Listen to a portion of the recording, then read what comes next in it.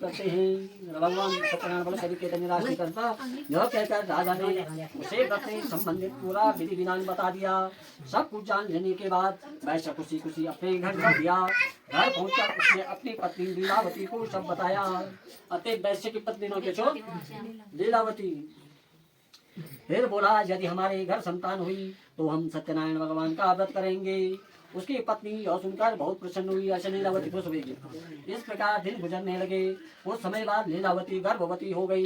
पहले संकल्प में बंधा रही हूँ मेरे के संतान हुए तो मैं ये व्रत करूँ। तो कुछ दिन बाद घर हूँ 10वें माह में उसके एक कन्या को जन्म दिया। यह कन्या चंद्र की कला की भांति दिन दिन बढ़ने लगी। इसका नाम कलावती रखा। एक दिन लीलावती ने अपने पति से कहा स्वामी आपने कहा था कि जब हमारी संतान उत्पन्न हो जाएगी तब आप भगवान सत्यनारायण का व्रतवन और पूजन करेंगे। तो लीलावती जब अब कलावती होगी तो मुर्गल से जब लड़की बनी संतान बनी तो ये व्रत कला। तो अब आपने संकल्प के अनुसार यह कार्य क्यों नहीं करते। साधु बोला रे हम कन्या के विवाह के समय यह व्रत कर लेंगे। अब आपसे क्या बोलूं कि जब ये विवाह बोलूं तब हम ये व्रत करें। इसके बाद वैश्य अपने काम से दूसरे नगर को चला गया। इधर कन्या भगवान सत्यनारायण की कृपा से तेजी से बढ़ रही थी। एक दिन वैश्य ने अपनी पुत्री को सहेलियों के साथ विचरण करते हुए देखा तो उसे सुधि आई। कन्या सियानी हो गई और अब इसका विवाह कर देना चाहिए। अतः पत्नी से विचार विमर्श करके उसने शीघ्र ही कन्या के योग्य तलाशने के लिए दूसरे दूतों को भेज दिया। वैश्य की आज्ञा पाकर दूत सर्वप्रथम सुसंपन्न कांचन नगर को चले गए। कुछ दिनों बाद वे एक वहाँ से बड़े गुणवान और सुंदर वैश्य पुत्र को अपने साथ ले आए। साधु वैश्य ने अपने बंधु बांधवों से उसे देखा और वार्तालाप करके संतुष्ट हो गया। फिर कुछ दिन बाद उसने विधि पूर्वक अपनी कन्या का विवाह उसके साथ कर दिया। अपने कन्या विवाह भी हुई। लेकिन दुर्भाग्यवश उस समय भी भगवान श्री सत्यनारायण जी का व्रत और पूजन करना भूल गया। बोलते बोल जो संतान तब व्रत को लू तब बोले विवाह तब व्रत को लू। अब विवाह हुए फिर भी व्रत बोली। परिणाम स्वरूप श्री सत्यनारायण भगवान नष्ट हो गए। इस प्रकार कुछ समय बीत गया। अब वैश्य ने सोचा कि व्यापार के लिए चलना चाहिए। अपने कार्य के प्रति वो सदा ही सचेत रहता था। अतः उसने अपने जमाता को लेकर वह व्यापार के लिए चल दिया। इस बार वह समुद्र के समीप सुंदर और संपन्न नगर में गया। वहाँ जाकर वो अपने व्यापार में व्यस्त हो गया। अब से द्वितीय दामाद और ससुर जी व्यापार चले आए। इस सुंदर और संपन्न नगर में राजा चंद्रकेतु का राज्य था।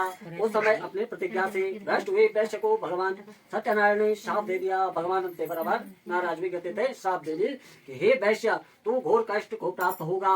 एक दिन राजा की संपत्ति चुराकर एक चोर वहाँ गया और कोई चोर बोले राजे संपत्ति चोरी थे नजदीक पहुंचे जहाँ वैश्य साधु और उसका जमाता ठहरे हुए थे। उसके पीछे राजा के सिपाही लगे थे। अतः डर के मारे उसने राजा को चुराया हुआ धन वहीं छोड़ दिया और आलोक हो गया। उसके पीछे आई सिपाही ने राजा का धन वहाँ से पड़ा देखा तो चोरी के आचार में उन दोनों वैश्यों को बंदी बना लिया। हाथ से तोड़कर सिपाही ने जाकर राजा को बताया महाराज लाल महल में चोरी करने वाले चोरों को हम पकड़ के लाए हैं। आप लेकर भाग गए। राजा के बिना को देखे वाले और विचार किए आज्ञा की इन दोनों को बंदी गृह में डाल दिया जाए। भगवान श्री सत्यनारायण जी की माया से किसी ने भी उनकी बात नहीं सुनी। राजा चंद्रकेतु की आज्ञा से उनका सारा धन भी छीन लिया गया। उधर भगवान के शाप के कारण वैश्य की पत्नी भी बहुत दुखी हो गई। उनके घर की सारी संपत्ति चोर ले गई। वो शरीर रुग्ण होकर चिंतित अवस्था में रहने लगी। घर ही घर भटकने लगी। घर में खाने को अन्न का दाना तक नहीं रहा। ऐसा ही हाल उसकी पुत्री कलावती का भी था। एक दिन भूखी प्यासी कलावती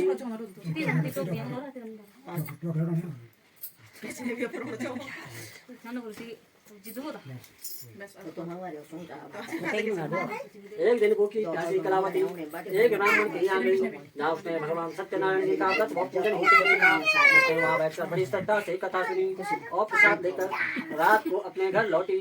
घर आने के उसकी माँ ने पूछा बेटी इतनी रात तक कहाँ गई तू कहाँ थी बता तेरे मन में क्या है। कलावती ने माँ को बताया मैंने एक ब्राह्मण के घर के रूप में सभी मनोकामनाओं को पूर्ण करने वाले भगवान सत्यनारायण का व्रत करते देखा।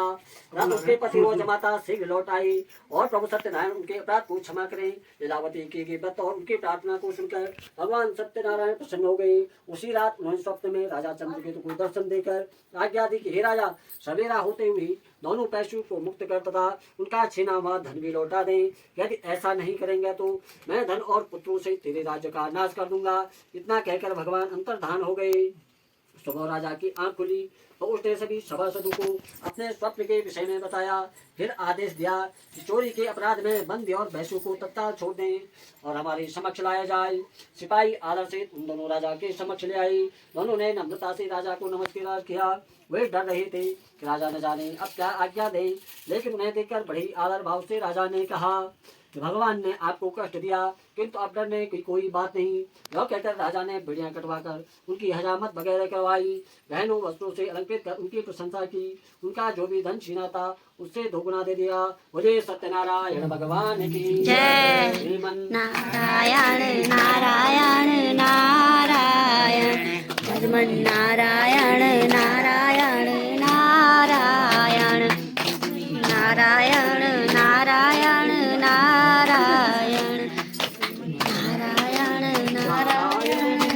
नारायण नारायण नारायण नारायण नारायण केशव नारायण नारायण नारायण श्रीमन नारायण नारायण नारायण नारायण नारायण नारायण। बोले सत्यनारायण भगवान की जय। यात्रां तो कृतवान् साधु मंगयान् पूर्विकां ब्राह्मणेभ्यो धनं दत्त्वा ददां तु नगरं जयो। कियद्दूरं गते साधु सत्यनारायण प्रभु। सूत जी बोले, इस प्रकार साधु नामक वैश्य मंगल स्मरण करके और ब्राह्मणों को दक्षिणा आदि देकर अपने घर को चल दिया। अभी वह कुछ ही दूर चला था कि भगवान सत्यनारायण ने साधु वैश्य की मनोवृत्ति जानने के उद्देश्य से दंडी का वेश बनाकर उनसे पूछा, हे वैश्य तेरी नाव में क्या है? फिर आज तुम शेष धन के मन में चोर वैश्य ने कहा, फिर देखा बोले मैं मूल पैसे मैं बराबर कोई नहीं। हे दंडी स्वामी, क्या तुम्हें मुद्रा चाहिए? मेरी नाव में तो बेल और पत्र भरे हैं। खाली बोले। वैश्य के ऐसे निष्ठुर वचन सुनकर दंडी वेशधारी भगवान सत्यनारायण ने कहा, हे वैश्य तुम्हारा कहना सत्य हो। इतना कहकर दंडी वैश्य के पास से हटकर कुछ दूर समुद्र के किनारे जाकर बैठ गए। दंडी के जाने के बाद साधु ने महसूस किया कि नाव काफी हल्की हो गई है और कुछ फूली हुई लग रही है। वह बहुत चकित हुआ और कपड़ा हटाकर देखा, धन के स्थान पर बेल पत्र जो जोड़ हुआ दंडी के लक्षण तो मूर्छा ने बेल पत्र देकर उसे मूर्छा आ गई। उसके समाता ने उसे संभाला और जल आदि छिड़कर होश में लाया। होश में आने के बाद वो अपने धन के लिए विलाप करने लगा। तब उसके दामाद ने कहा, इस प्रकार शोक क्यों करते हो? यह उस दंडी स्वामी का साप है। यह दंडी सर्वसमर्थ है, इसमें संशय नहीं है। उनकी शरण में चलिए, वहां जाने पर मनवांछित फल मिलेगा। दामाद का कहना मानकर वैश्य दंडी स्वामी की शरण में गया और प्रणाम कर आदर पूर्वक बोला, हे प्रभु, मैंने जो कुछ भी आपसे कहा था उसके लिए मुझे क्षमा करें। ऐसा कहते समय वो महाशोक से व्याकुल हो उठा।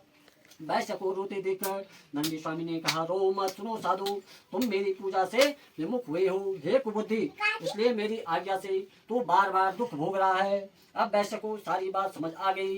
यह विनती करते हुए बोला, हे प्रभु, आपकी माया तो ब्रह्मादि भी नहीं समझ सकते, फिर मैं भला आपकी लीला को कैसे समझ सकता हूँ? ब्रह्मादि भी आपके अद्भुत एवं रूप गुणों को नहीं जानते। हे प्रभु, मुझ पर प्रसन्न हो। मैं माया से भ्रमित मूढ़ बुद्धि आपको कैसे पहचान सकता हूँ? मैं अपनी सामर्थ्य अनुसार आपकी पूजा करूंगा, कृपया प्रसन्न हो। हे प्रभु, मेरा धन जैसा पहले था वैसे ही कहते मैं आपकी शरण में हूँ, मेरी रक्षा करें। वैश्य के ऐसे भक्त वचनों को सुनकर भगवान सत्यनारायण प्रसन्न हुए और वैश्य को मन चाह वर देकर अंतर्धान हो गए। तब वैश्य अपनी नाव पर आया और उसे धन से भरी पाया। वह बोला, भगवान सत्यनारायण की कृपा से मेरी मनोकामना पूर्ण हुई है। फिर उसने अपने जमाता और साथियों से अपनी भगवान सत्यनारायण की पूजा की। अपने वैश्य के लिए अपर जो दामाद चूत मिले थे सत्यनारायण पूजा के लिए। और भगवान सत्यदेव की कृपा कर साधु बहुत प्रसन्न हुआ। घास पत्ता चोल तो फिर पैसों बढ़ी। फिर नाव द्वारा अपने देश को चल दिया। अपने नगर के तट पर पहुंचकर उसने एक दूत को अपने घर भेजा। लगते की कलावती लीलावती दूत ने साधु वैश्य के घर जाकर बताया, आपके पति वह जमाता सकुशल लौट आए हैं। यह जानकर वैश्य की पत्नी लीलावती अति प्रसन्न हुई। उस समय वह अपनी पुत्री के साथ भगवान सत्यनारायण की कथा व पूजन कर रही थी। कथा समाप्त कर उसने प्रसाद ग्रहण किया और पुत्री से बोली कि बेटी जाकर तेरे पिता को देखती हूँ, तो प्रसाद ग्रहण करके आ जाना कहकर चले गई। कन्या ने काम समाप्त किया और बिना प्रसाद व चरणामृत लिए अपने पति को मिलने चली। प्रसाद चरणामृत प्रसाद चरणामृत प्रसाद ग्रहण न करके वह पति के पास पहुंची। इस प्रकार प्रसाद का अपमान करते देख भगवान सत्यनारायण फिर नाराज हुए बोला, उन्होंने अपने पति से तथा धन से भरी नाव को जल में डुबो दिया। यह देखकर कन्या को बड़ा दुख हुआ। वो चक्कर खाकर भोज पर गिर पड़ी। अब तन प्रसाद मिले डूबी ऐसा करेंगे। नाव को डूबते तथा कन्या को मूर्छित देखकर साधु को बड़ा आश्चर्य हुआ। मल्लाह भी अचरज करने लगे। लीलावती बेटी की ऐसी हालत देखकर बड़ी व्याकुल हुई। अपने पति से बोली, हे स्वामी, नाव सहित जमाता कहाँ और कैसे गायब हो गई? मुझे तो लगता है कि वह अवश्य ही किसी देवता का रूप है। आखिर भगवान सत्यनारायण की लीला को कौन समझ सका? यह कहकर वह पुत्री के साथ विलाप करने लगी। उसकी पुत्री ने कहा कि वह अपने पति के वियोग में ही जल समाधि ले लेगी। यह देखकर वैसे बहुत दुखी हुआ, उसे समझते देने लगी। वह सब भगवान सत्यनारायण के कुपित हो जाने के कारण ही हुआ। पुत्री तथा पत्नी से अवश्य ही कोई भूल हुई है। आखिर माया को कोई समझ सकता है? मैं स्वयं बुद्धि माया से उसने अपने पिता के पास बुलाकर अपनी शंका व्यक्त की और बोला, मैं विधिदार से भगवान सत्यनारायण का वह बार-बार भगवान से क्षमा याचना करने लगा। तो भगवान सत्यनारायण उस पर प्रसन्न हो गए। तभी भविष्यवाणी हुई, हे साधु, तेरी पुत्री मेरा प्रसाद छोड़कर अपने पति को देखने आई। इसी कारण उसके पति लोका से अदृश्य हो गया। यदि वो घर जाकर प्रसाद ग्रहण करके आए तो इसका पति इसे अवश्य ही मिल जाएगा, इसमें कोई संशय नहीं है। वैश्य की पुत्री ने भी भविष्यवाणी सुनी। वो तत्काल घर गई, प्रसाद ग्रहण किया। जब कन्या लौट कर आई तो उसका पति सहित सलामत वहीं उपस्थित था। यह देखकर बहुत प्रसन्न हुई और पिता से बोली, हे पिताजी, अब घर को चलिए, अब क्या देर है। हे बेटी, हमें भगवान सत्यनारायण का पूजन करना है। कहकर साधु ने सबके साथ मिलकर भगवान सत्यनारायण की कथा व पूजन की।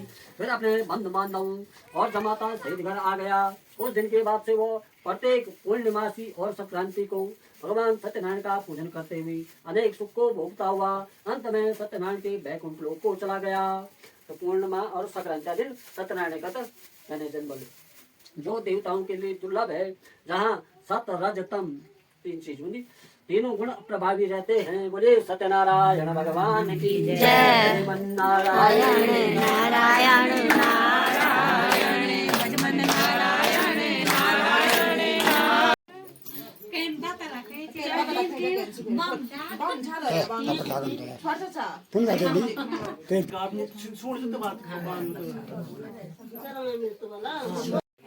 सत्यनारायण का प्रसाद ग्रहण करें।